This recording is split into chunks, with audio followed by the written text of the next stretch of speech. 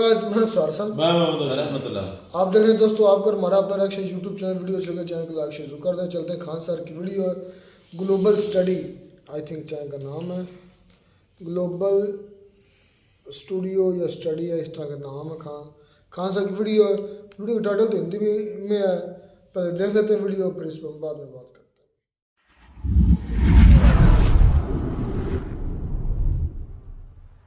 चलिए अब एक एक करके हम लोग देखते हैं। पहले कश्मीर, जम्मू कश्मीर के बारे में।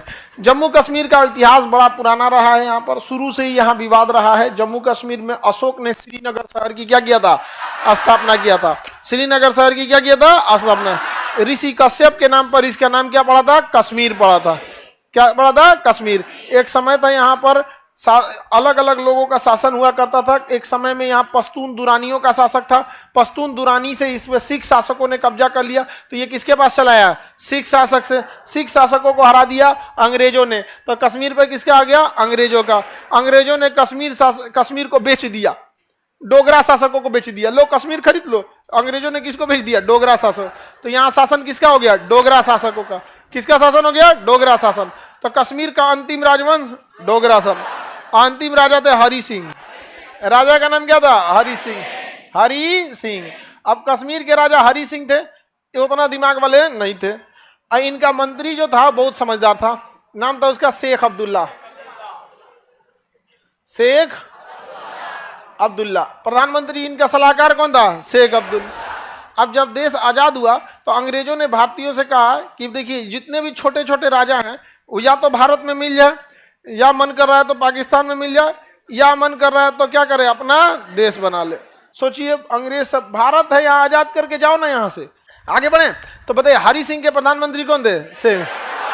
हरि सिंह को इन्हें कहा दिया अपना अलग देश बनाइए, कश्मीर क्या रहेगा, अपना देश बनेगा। बताइए धर्मशाला बना रहे हो लोग। देश बनाने के लिए इतना नॉर्मल चीज होता है, केवल जमीन का टुकड़ा थोड़ी चाहिए, उतना आपके पास सक्षम वातावरण होना चाहिए, सेना होनी चाहिए, अर्थव्यवस्था होनी चाहिए। सेब बेच के देश बना लेंगे।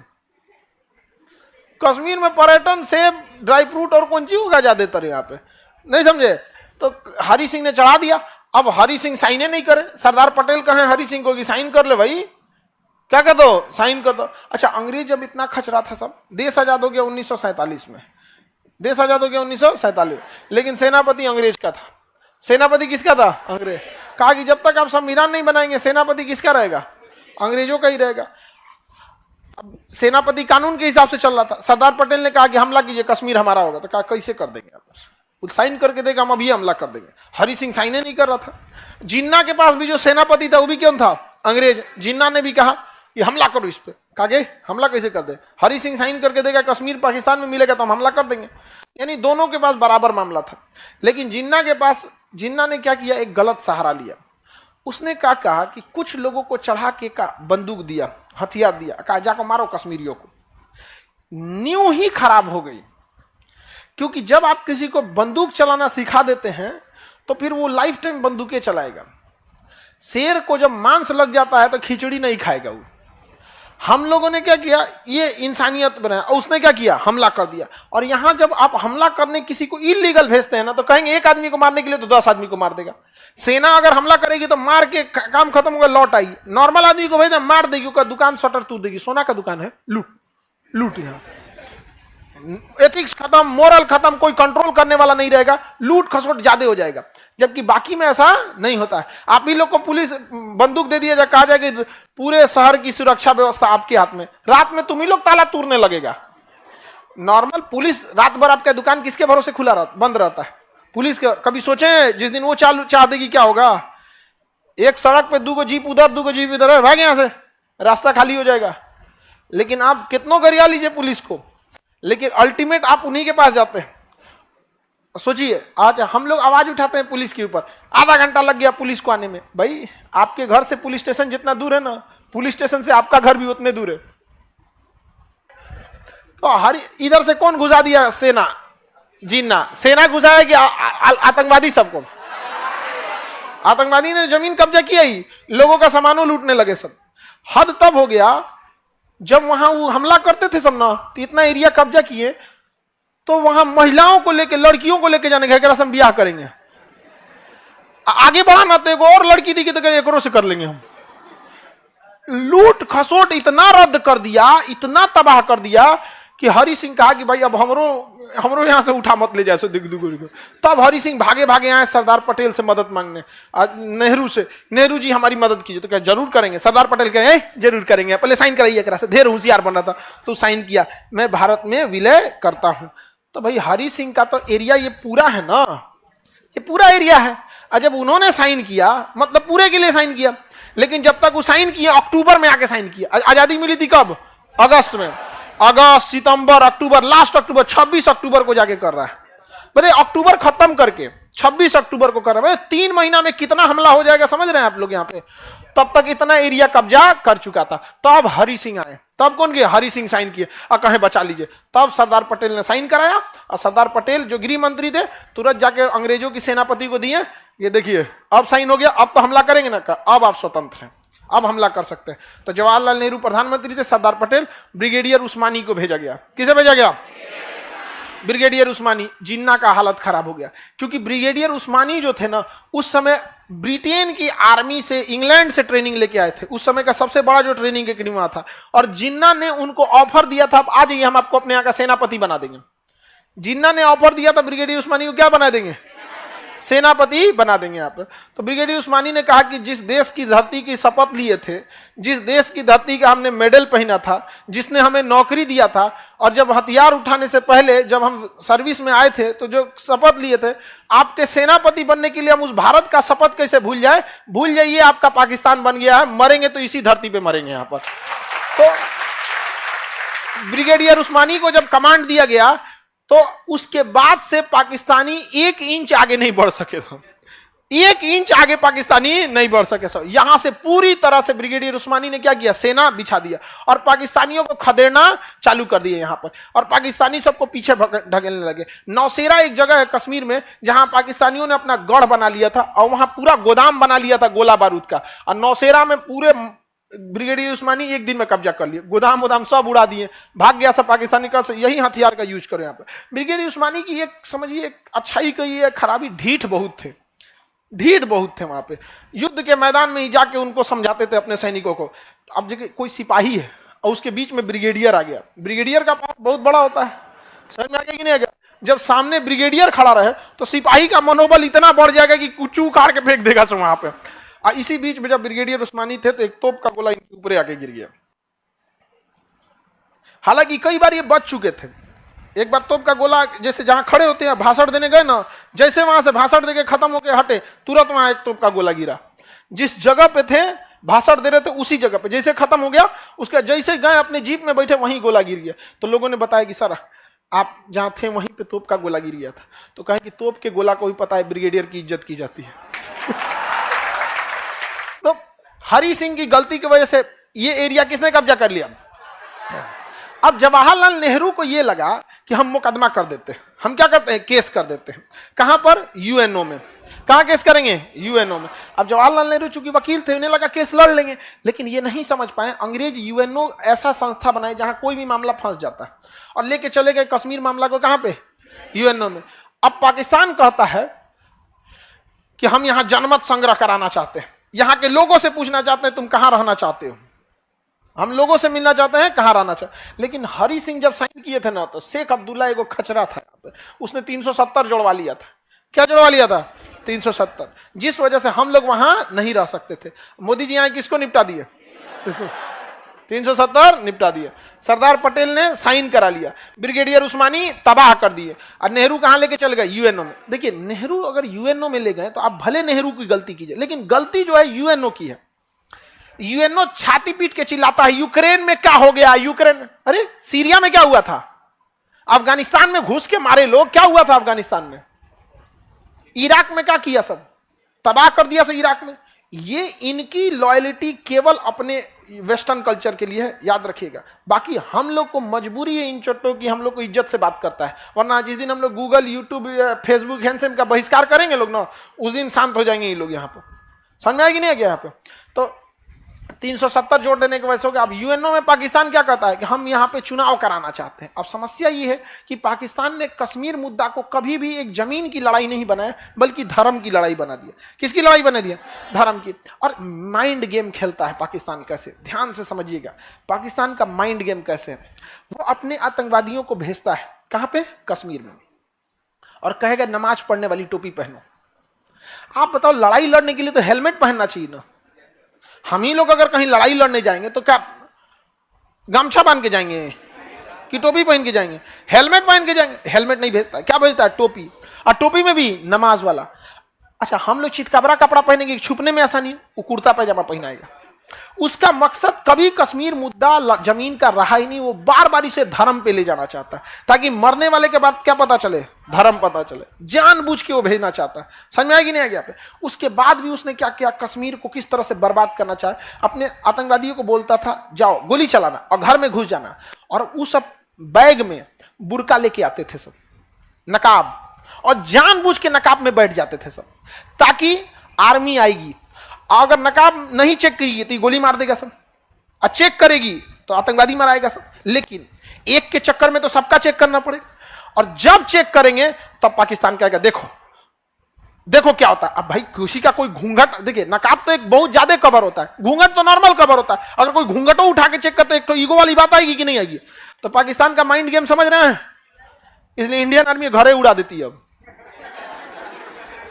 तो भाई कैसे मजबूरी हो गई थी कि नहीं, इसलिए आर्मी ने भी अच्छा उपाय किया। रात में घर में घुसेंगे ना, चारों ओर से घर में घेर लेती है, जा चारों ओर से जीप गाड़ी लगा के, बुलेट प्रूफ लगा, हाँ दिन हो जाने दो, क्योंकि रात में कार्रवाई होगा, फिर पाकिस्तान बवाल करेगा यहाँ पे। अब दिन हो जाएगा, पूरे मोहल्ले वाले जुट जाएंगे, आराम से बोला जाएगा इंडियन आर्मी है यहाँ पर, आपको घबराने की जरूरत नहीं है।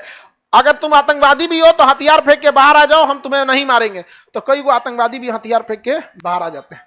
इंडियन आर्मी फिर उसे शिक्षा देती है, सब कुछ कराती है, उसके बॉन्ड भरवाती है, गार्जियन को करती है, उसके बाद फिर उसे समाज की मुख्य धारा में लेके आती है। तो धीरे धीरे समय लगेगा। एक इतना लंबा समय से इसने रद्द कर दिया है, तो एक समय ज्यादा लग जाएगा, क्योंकि 370 हटने के लगभग 30 से 40 साल लगेगा उसे किस में आने में? मुख्य धारा में आने में। तो पाकिस्तान ने कश्मीर का वह हिस्सा कब्जा कर लिया जो हरि सिंह के साइन नहीं किया था जब तक, और इस एरिया को कहते हैं पाक ऑक्युपाइड कश्मीर। क्या कहते हैं? पाक ऑक्युपाइड कश्मीर, POK। क्या कहेंगे? पाक ऑक्युपाइड कश्मीर। ये 30% है। कितना परसेंट है? तो पाक ऑक्युपाइड कितना परसेंट है? कब कब्जा किया? 1948 तक। 1948 तक में क्या कर लिया? कब्जा कर लिया। इसी को खाली कराने के लिए जवाहरलाल नेहरू कहां चले गए? इंटरनेशनल कोर्ट में चले गए। अभी यूएनओ कहता है कि यहां जनमत संग्रह कराइए। क्या कराइए? जनमत संग्रह कराइए। भारत भी रेडी हो जाता है, कहता है ठीक है कराइए। लेकिन जब जनमत संग्रह होगा तो वहां पाकिस्तान की सेना नहीं रहनी चाहिए, तो पाकिस्तान की सेना पीछे हटाइए। तो पाकिस्तान कहता ना ना, हम जैसे पीछे हटाएंगे तो चढ़ के कब्जा कर लेगा, कहेगा जनमत तो संग्रह नहीं होगा। देखिए यही डरा हुआ है, क्योंकि जनमत संग्रह तब होता है जब वहां आप अपनी सेना हटाएंगे। तब आप अपनी सेना रख के कैसे कर सकते हैं आप? तो पाकिस्तान कहता है ठीक है यूएनओ की सेना रहेगी। तो यूएनओ में सबसे ज्यादा कहां की सेना है? भारत की। कहता है यूएनओ की सेना, और वो डरल रहता है। और रूस रोक लगा देता है। रूस के पास वीटो पावर है जो किसी भी प्रस्ताव को रोक सकता है। 5 देशों के पास वीटो पावर है जिसमें रूस भी है, तो रूस रोक देता है, कहता है कि नहीं जनमत संग्रह नहीं होगा, जनमत संग्रह नहीं होगा। समझ में आ गया कि नहीं आ गया? तो ये एरिया क्या है भाई? POK। कितना परसेंट? कितना परसेंट? 30%। आगे बढ़े। अब देखिए ध्यान से, इधर का एरिया कहलाता अक्साई चीन। चाइना ने 1962 में कब्जा कर लिया। कौन सा? अक्साई चीन। 1962 में कौन कब्जा कर लिया? कितना परसेंट? 10%। तो इधर से अक्साई चीन किसने कब्जा कर लिया? अब POK कौन कब्जा कर लिया? भारत का दोनों ओर से मुड़िए उड़ा दिया। समझ में आ गया कि नहीं आ गया? अब ये जो हम लोग नक्शा दिखाते हैं ये हमारा ओरिजिनल नक्शा है, लेकिन वास्तविक रूप से ये स्थिति नहीं है। इधर कौन कब्जा किया? इधर कौन कब्जा किया? चाइना ने कब्जा कर रखा है। किसी को दिक्कत है तो बताया जाए। ये एरिया कौन सा हो गया आपका? अक्साई चीन। सियाचिन किसके पास है? सियाचिन भारत के पास है। सियाचिन भारत के पास। एक बार पाकिस्तान ने ना 1984 में सियाचिन पर कब्जा कर लिया। 1984 में कहां कब्जा कर लिया? सियाचिन में कब्जा कर लिया। अब हो गया आफत।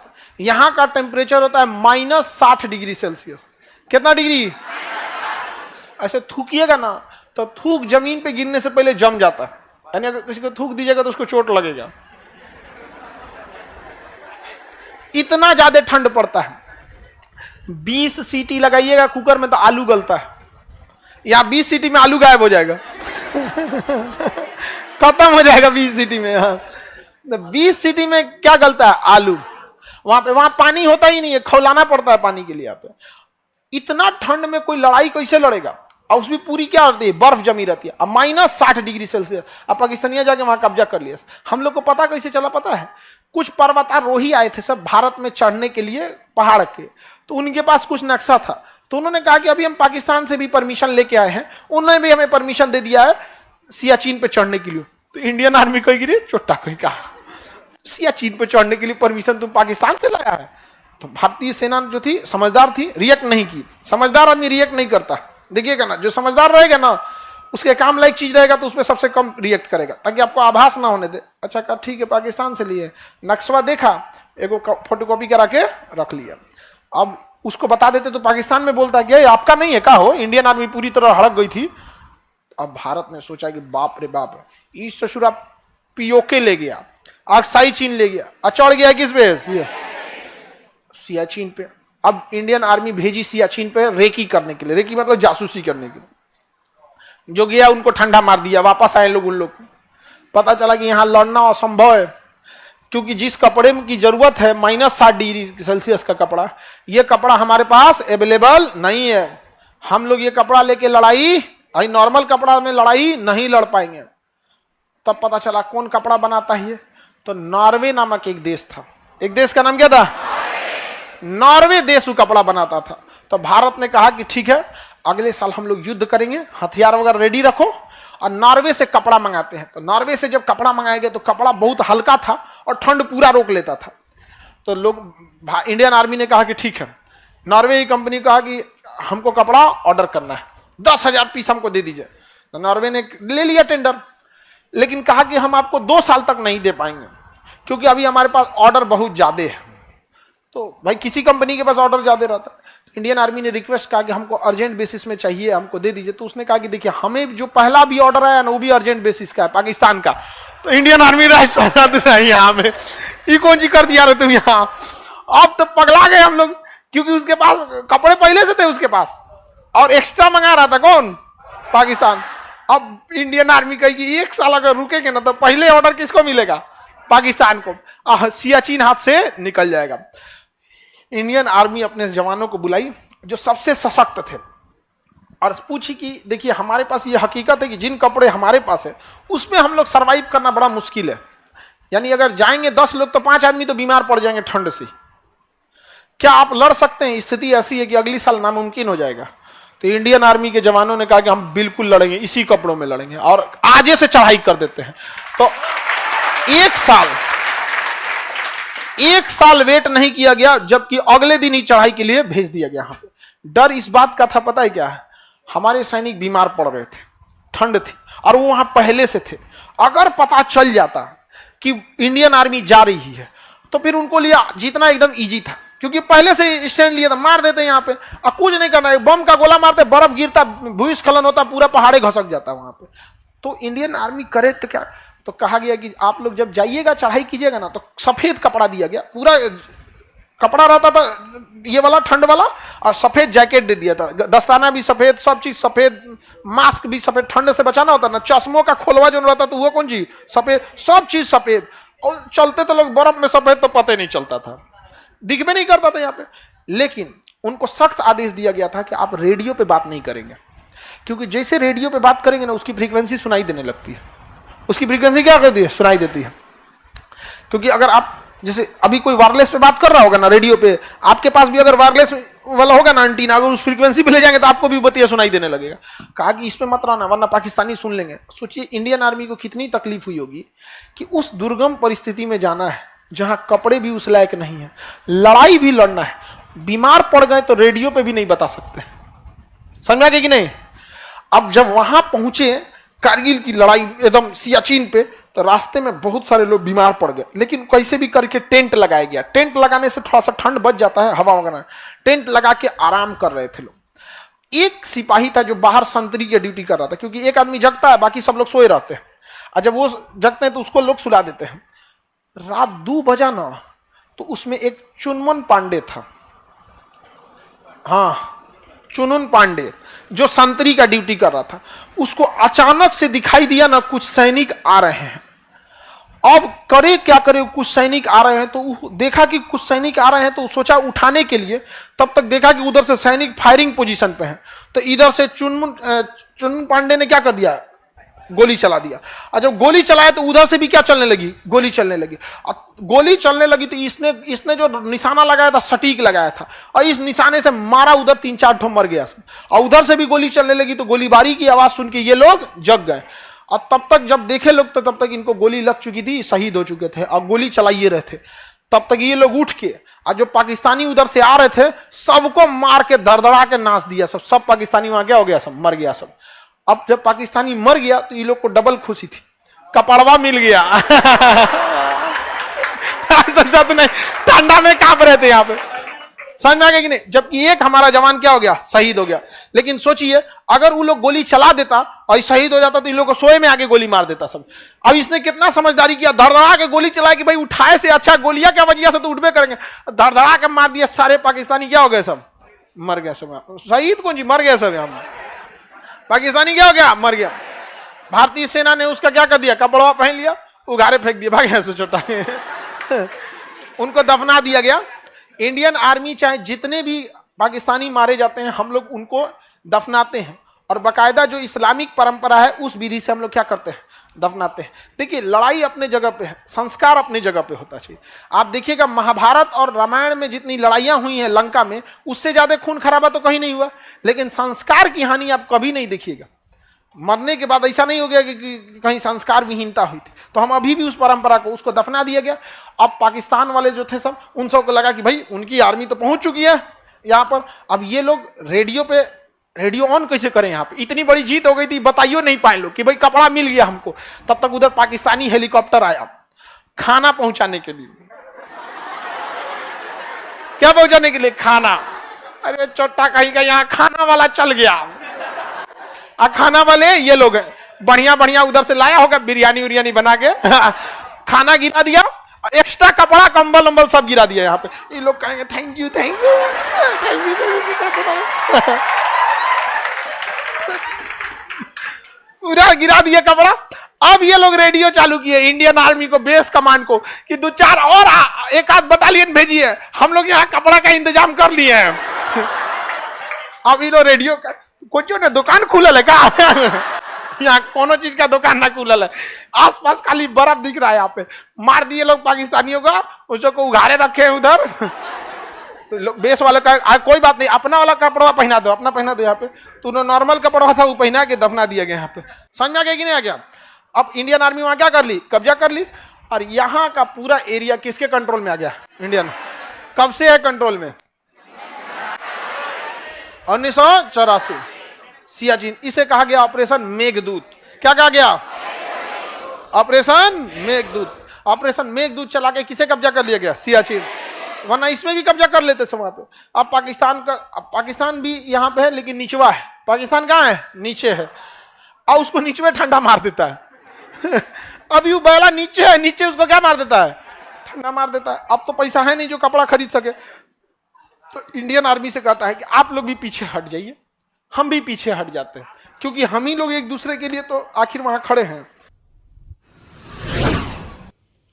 बताओ, लड़ाई लड़ने के लिए तो हेलमेट पहनना चाहिए ना। हम ही लोग अगर कहीं लड़ाई लड़ने जाएंगे तो क्या गमछा बांध के जाएंगे?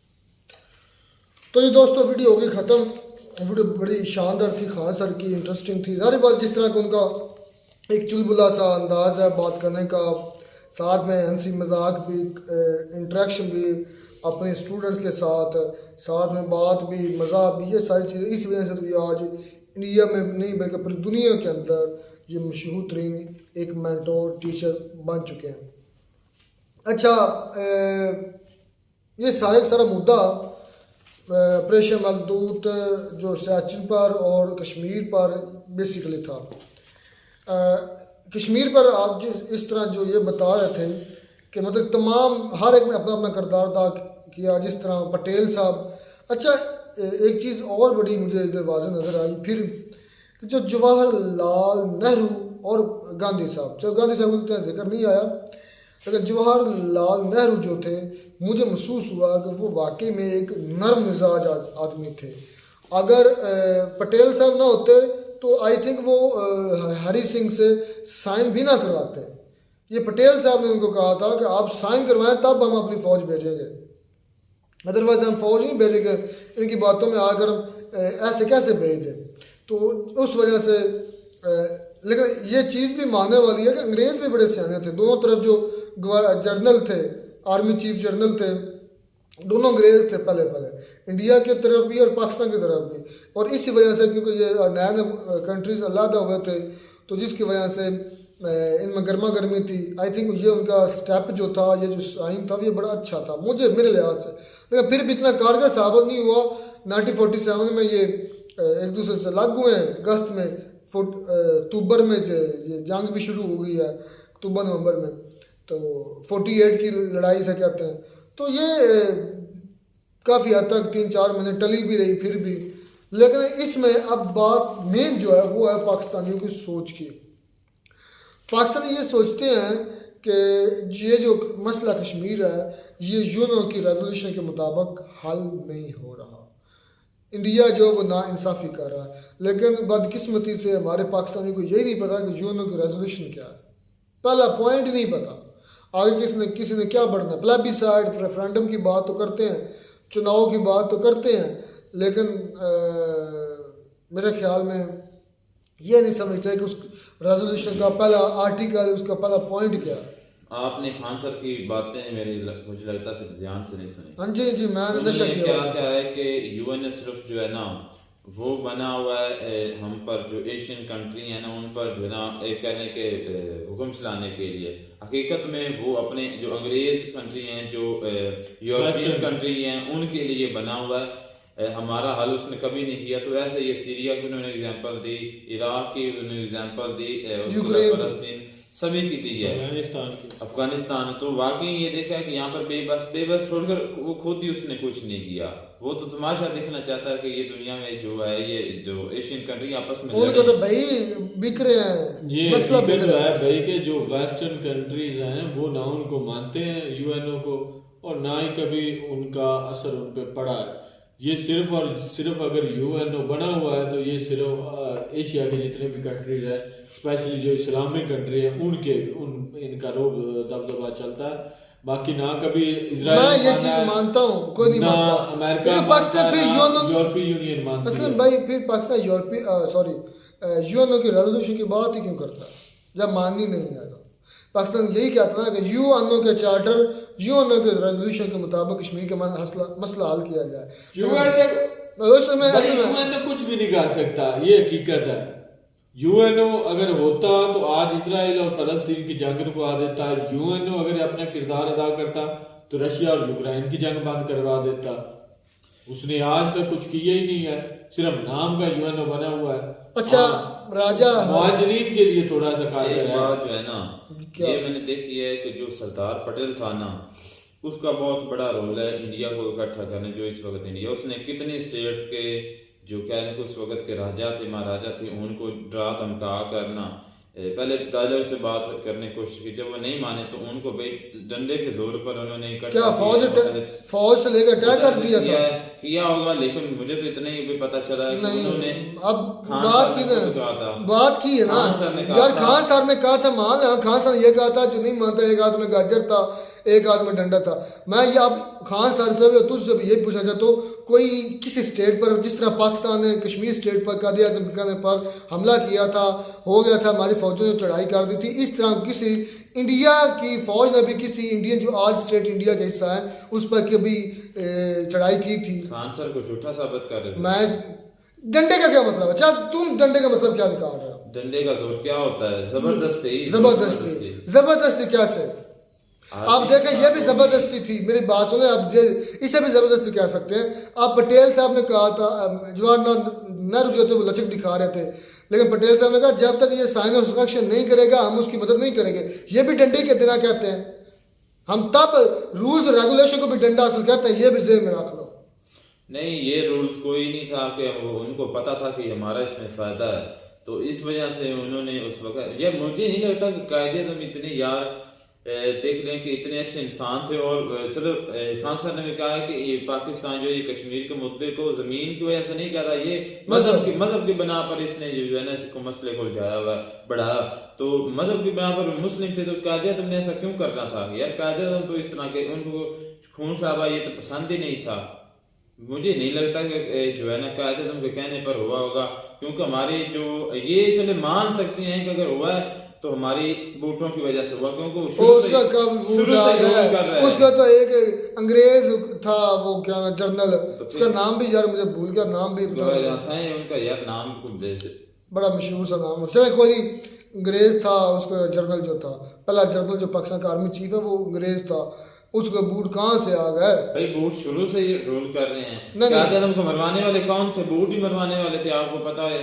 अच्छा, फिर मखदूत, ऑपरेशन मखदूत की बात की, कारगिल की बात, वो जो कारगिल के अंदर हुआ था, जारी बात है वो क्या नाम लेते थे, चुन्नन पांडे या चुलबुल पांडे, नहीं चुन्नन पांडे आई थिंक नाम लिया था, चुलबुल से मिलता है, चुन्नन पांडे आई थिंक नाम लिया था उन्होंने। तो चुन्नन पांडे ने जिस तरह वो अपनी फौजियों की बाकियों की सुरक्षा की, क्योंकि वो भी आप देख रहे हैं, उनको नाम भी याद है, उनको वाक़या भी याद है, ये अगर हुआ तो खान सर ये इतना डिटेल में बात कर रहे हैं ना, किस तरह वो आए थे, किस तरह उन्होंने अटैक किया था, पाकिस्तान सोल्जर्स की बात कर रहे हैं। तो ये शुरू से ऐसा चल रहा है, आप ये दूर से बाहर निकल कर खेलते हैं पाकिस्तान, फिर छितर करते हैं, कश्मीर में आए, कश्मीर में फिर मुँह की खानी पड़ी।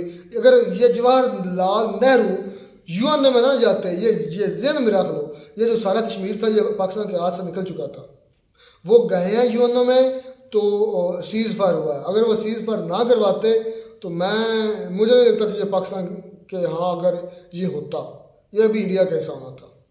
और आज मोदी साहब ने उसका भी जिक्र किया, आज मोदी साहब ने ख़त्म कर रहा है 370, उसने 370 लगवाया था, हरी सिंह ने 370-35 में, लेकिन नहीं वो अब्दुल्ला की बात, अब्दुल्ला शेख अब्दुल्ला, वही उसका जो था वजीर था, चलाक वजीर, उसने किया था। लेकिन बात मुझसे ये है कि पाकिस्तान इंटरनेशनल फोरम पर इस मामले में बेइज्जत होता है, इस लिहाज से हर बार होता है भाई, क्योंकि पाकिस्तान के पास सबूत कोई नहीं, पाकिस्तान के पास कोई डॉक्यूमेंट्स नहीं है, इंडिया के पास डॉक्यूमेंट्स हैं, जिसकी वजह से वो उनका पलड़ा इस मामले में काफ़ी पाकिस्तान से भारी है। खैर शानदार वीडियो, मिलकर नई वीडियो में नाटक साथ, अब तो दीजिए इजाज़त, अल्लाह।